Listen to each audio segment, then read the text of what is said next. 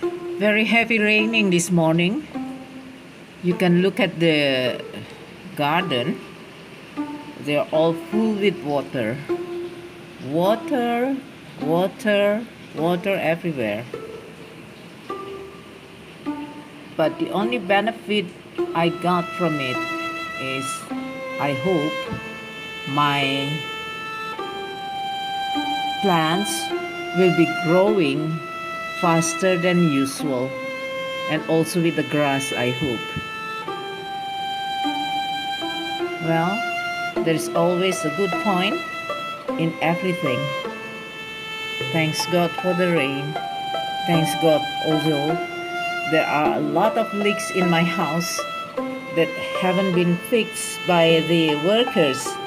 Not they haven't been fixed, but then they fix it sloppily. So what can I do? I have to ask them to come again and fix it again and spend more money again and again. In my retirement, this is what I have to face, unluckily.